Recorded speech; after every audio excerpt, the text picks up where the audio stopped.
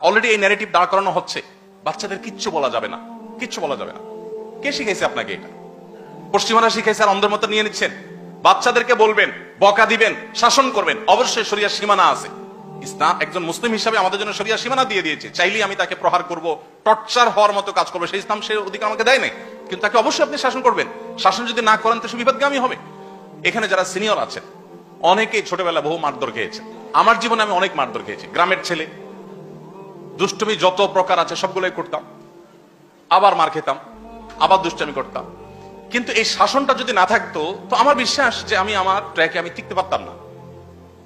বাংলাদেশের প্রথম সারির একটা ব্যবসা প্রতিষ্ঠান, একবারে প্রথম সারির, এটার যে কর্ণধার ছিল উনি মারা গেছে। ওনার ছেলেরা কয়েক ভাই, ওনারা বেশ অনেক ভাই। দু একটা প্রোগ্রামে সবার সাথে মিট করার সুযোগ আমার হয়েছে। আর দু একজন আছেন যাদের সাথে খুব পার্সোনাল লেভেলে ভালো সম্পর্ক। তো আমাকে বলেন যে ভাই, আব্বা ফজর নামাজের সময় দৌড়ানি দিতেন নামাজ পড়ার জন্য। যেহেতু অনেক ভাই আমরা, একটা একটা করে সবগুলাকে প্রথমে একবার ডেকে যেতেন, এরপরে মায়ের শুরু করতেন। তো তাদের মধ্যে এক ভাই এখন বড় একটা ব্র্যান্ড তার আছে, নাম বললে আপনার সাথে সাথে চিনে যাবেন, নাম বলছি না। তো কোন একটা তাদের পারিবারিক অনুষ্ঠানে আমিও ছিলাম। তার ওই ভাইকে ডেকে এনে বড় ভাই বলতেছে আমার সামনে, দুষ্টামি করে বলছে, নাম ধরে বলছে, এই তোর মনে আছে আব্বা প্রতিদিন ফজর সময় দৌড়ানি দিতে আর তুই উযু ছাড়া নামাজ পড়তি প্রত্যেকদিন? আমি বললাম, রাখেন আপনি, এত মানুষজন আছে এখানে এবার বলছেন, সেই তো শৈশবের কথা। এখন শুধু বাংলাদেশের সবচেয়ে বড় শিল্পপতিদের একজন, এখন এভাবে বললে হয় নাকি? আমরা নিজেরা ছিলাম, খুব কাছামুচু করছিল, বলে হ্যাঁ বহুত করেছি, আল্লাহ মাফ করে দেয়। এখন যারা মনে করেন পশ্চিমাদের দ্বারা প্রভাবিত হয়ে মনে করছেন যে না আমরা তাদের মতো হতে হবে সবকিছু, কেন তাদের মতো হতে হবে? আমাদের বাংলাদেশে মানুষের আমাদের নিজস্ব সংস্কৃতি আছে। এজ এ বাঙালি আমাদের নিজস্ব সংস্কৃতি আছে। মুসলিম হিসাবে আমাদের ভিন্ন আইডেন্টিটি আছে, সংস্কৃতি আছে।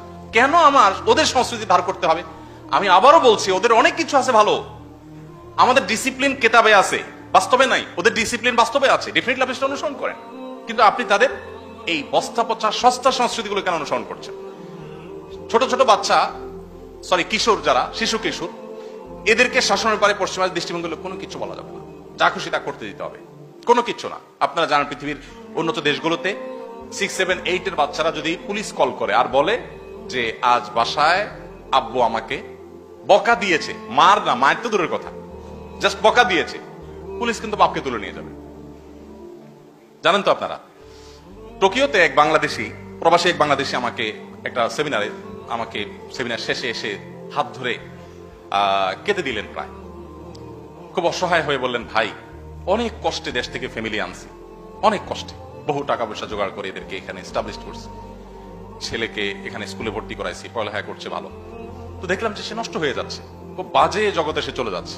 তো তাকে বাধা দিলাম, 1 বার 2 বার 3 বার, শুনে না। তো জাস্ট একদিন একটা আঘাত করলাম তার হাত দিয়ে, তার পিঠে জাস্ট একটা ছোট আঘাত। আর দিন একটু বকা দিলাম। সে স্কুলে তার টিচার প্রতিদিন তাদের কাছ থেকে জিজ্ঞেস করে যে বাবা মা বকা দিছে কিনা, কিছু করে কিনা, ফুসলায় তাদেরকে। তো সে আমার নামে একদিন বলেছে, 2 দিন বলেছে। এরপর একদিন হঠাৎ করে আমাকে থানা থেকে কল করলো, এসে সেখানে গেলাম, আমাকে আটক করে ফেললো। এরপরে বললো ঠিক আছে ছেলে সহ বসো, বিচার হবে। বিচার হলো, বিচারে ফায়সালা হলো, থানা থেকে আপনার হলো আর কি, বিচার তো বলা যায় না এটাকে, সালিসির মতো হলো, যে তুমি তোমার ছেলেকে একটা বাসা ভাড়া করে দিবা এবং তার সমস্ত ভরণ পোষণ দিবে এত বছর পর্যন্ত। তুমি তার বাসায় যেতে পারো সে কল করলে, আদারওয়াইজ তুমি যাবা না। আর তাকে তোমার বাসায় আসার জন্য তুমি চাপাচাপি করতে পারবা না, সে যা খুশি তা করবে, কিছু বলতে পারবা না। এটা হলো থানা থেকে ফায়সালা। এই বেচারা আমাকে বললেন, ভাই বলেন আমার এখন বেঁচে থাকাটাই দায় পৃথিবীতে। এই ছেলে তার চরিত্র নষ্ট হয়ে যাচ্ছে দেখে তাকে আমি শাসন করলাম, এখন থানা থেকে বিচার করলো আলাদা বাসা দিয়ে তাকে বসায়া দুধ কলা দিয়ে সাপ পোষার জন্য, এবং সেই সাপের দিকে আমি তাকাইতেও পারবো না। মানে আমার ছেলেটাকে নষ্ট হওয়ার জন্য আমি সবকিছু এফোর্ট দিব, সেটা আমাকে করতে বাধ্য করা হয়েছে। আমি আমার ছেলেকে শাসন করতে পারবো না। মায়ের চাইতে মাসির দরদ বেশি হয়ে গেল, প্রশাসনের দরদ বাবা মার চাইতে বেশি হয়ে গেল। এ হলো পশ্চিমাদের কালচার। তো তাদের সেই কালচার আমাকে আমদানি করতে হবে। কিন্তু আপনারা জানেন শিক্ষার নামে, সংস্কৃতির নামে, বিনোদনের নামে, সংবাদের নামে, নানা নামে আমাদের সমাজে জোয়ারের মতো অপসংস্কৃতি আসছে। গত 50 বছর যাবৎ একটা ট্যাবলেট এদেশে মানুষকে গিলানোর চেষ্টা করা হয়েছে, তা হলো যে এদেশের উন্নতি অগ্রগতির পথে প্রধান বাধাই হলো ইসলাম। ধর্মটা যদি রাষ্ট্র থেকে সবকিছু থেকে দূর দূর করে ফেলানো যায় তাহলে একটা রাষ্ট্র শূন্য হয়ে যাবে। 50 বছর যাবত আমরা এটা চর্চা হতে দেখেছি, রাষ্ট্র কোথায় গিয়েছে? এই প্রশ্ন এখন খুব শীত দ্বারা শক্ত করে আমাদের করতে হবে। 50 বছর যাবত ধর্মকে সব জায়গা থেকে দূর করো, ধর্ম টানাটানি করা যাবে, ব্যক্তিগত পর্যায়ে রাখতে হবে, তারা রাষ্ট্র শূন্য হয়ে যাবে। কি হয়েছে রাষ্ট্রগত 50 বছরে? মালয়েশিয়ানদের দিকে তাকালে আমরা দেখি তারা ধর্মকে তাদের রাষ্ট্রের প্রতিটা বিষয়ের সাথে তারা এমন ভাবে ওতপ্রোত ভাবে জড়িয়ে রেখেছে যে তাদের প্রধানমন্ত্রী মালয়েশিয়ার কুয়ালালামপুরের পুত্রাজায়ার প্রধানমন্ত্রী কার্যালয়ের সামনে যে বিশাল সুন্দর মসজিদ, আমার যাওয়ার সুযোগ হয়েছে, সেখানে মিটিং চলাকালীন সময় মন্ত্রী পরিষদের সদস্যগণ সবাই সম্মিলিতভাবে এখানে এসে প্রধানমন্ত্রীর নেতৃত্বে ইমামতি নামাজ পড়েন। তাদের দেশের প্রেসিডেন্ট, প্রধানমন্ত্রী ইউরোপ আমেরিকাতে সফরে গেলে সেখানকার তাদের দেশে প্রবাসীদের ইমামতি করে জুমার নামাজ পড়ান। তাদের দেশের মন্ত্রীদের ছেলে মেয়েরা হাফেজ হয়, তারা গর্ব করে সেটা প্রকাশ করেন। সেই দেশে সমকামিতার অবস্থা কি দেখেন। আমাদের উন্নত হইতে হলে নাকি সমকামিতাকে সাপোর্ট করতে হবে আমাদের। সেই দেশে সমকামিতার সাপোর্ট তো দূরের কথা, সমকামিতার সিম্বল 6 রঙের যে রংধনু, এরকম কোন ঘড়িও যদি আপনার হাতে থাকে, কোনো কিছু যদি আপনার হাতে থাকে, তাদের প্রচলিত আইন অনুযায়ী আপনার জেল হবে। সাপোর্ট তো দূরের কথা।